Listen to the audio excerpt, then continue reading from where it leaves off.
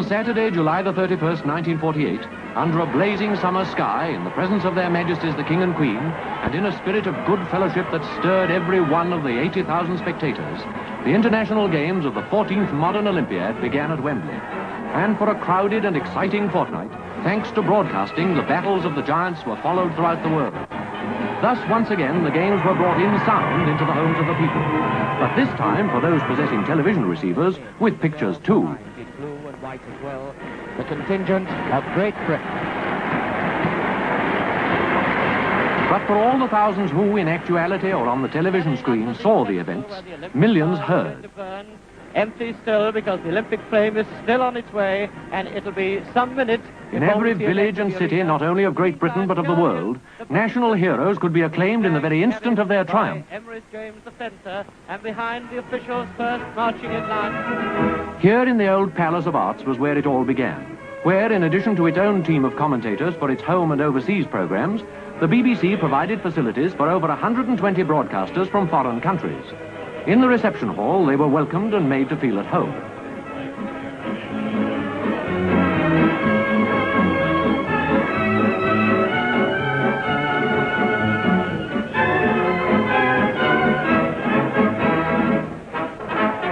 In the radio correspondence room, they found their liaison officers, all expert linguists who had been seconded from the BBC's overseas service.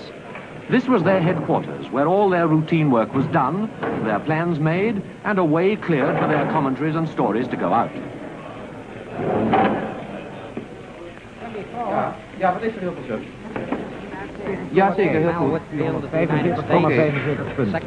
In this room, too, they were able to receive instructions and criticisms from their own countries through the overseas telephone service of the GPO. Another large room was laid out as an information centre, where news of the latest happenings at any of the 28 venues of the Games was always available.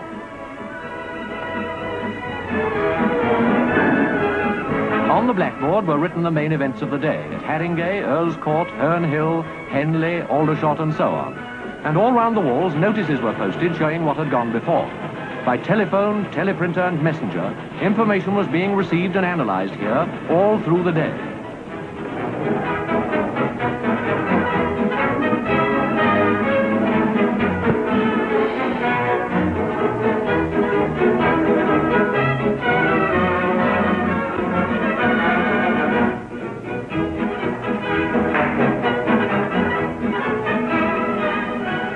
The object of all this activity, of course, was to get the stories on the air, whether for home or overseas.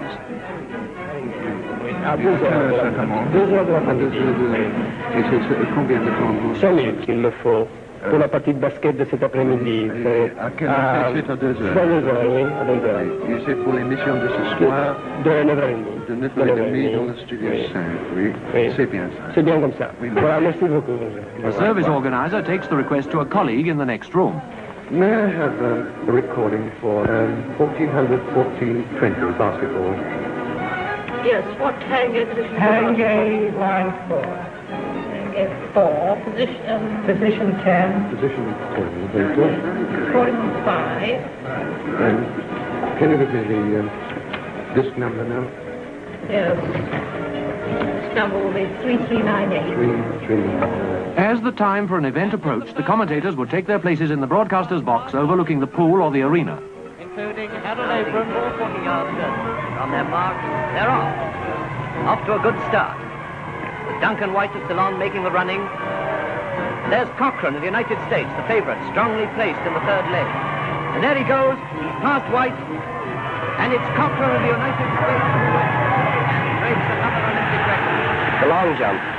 Here comes Aaron Chick of Poland. Now they're measuring up. British listeners at home heard most of these commentaries direct as they were spoken. So did many foreigners whose time was roughly the same as ours. But frequently the commentary had to be recorded on disc to be played back at a time convenient to listeners on the other side of the world.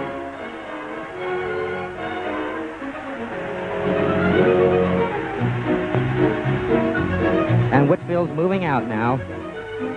He's still running third. Listen to that crowd. There were 20 of these recording rooms, each with its double recording turntable, its control panel, and its own recording engine.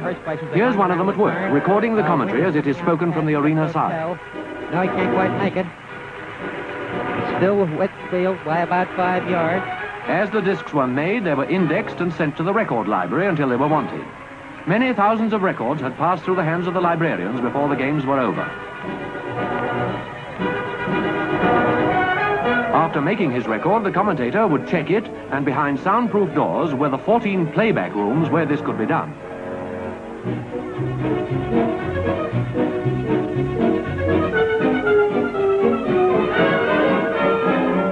For sending out talks or recorded commentaries, 16 studios had been built, and here is one being prepared for a broadcast. The engineer enters first to make routine tests with central control room. I'd like to do a mic test, old man. Right. This is Studio 1 here. Front, back, leads 1, 2, and 3. Cable all the way. The wall. A recorded program assistant is in charge of the studio while the broadcast is going out. She has brought with her from the library the record of the commentary. Here's the control room. Here's the control room. Control room here. Oh, you ready for the recording? Yes, thank you. Radio global. It's just right. Would you like some level from here first? Yes, please. Okay, ready for level. Thank you.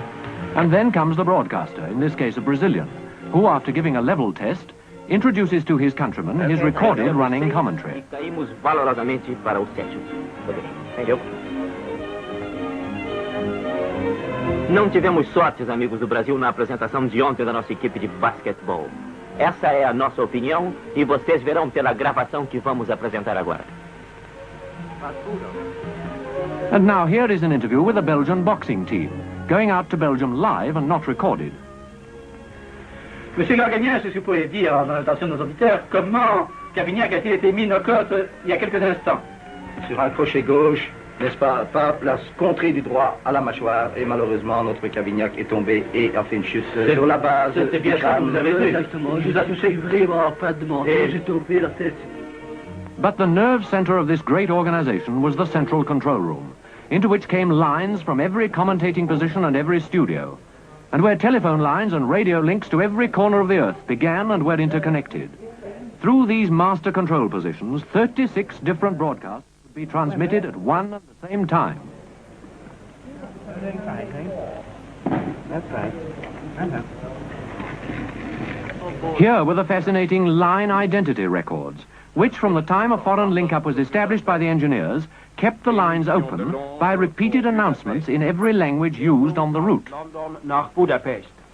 Londonból Budapestre közvetítünk.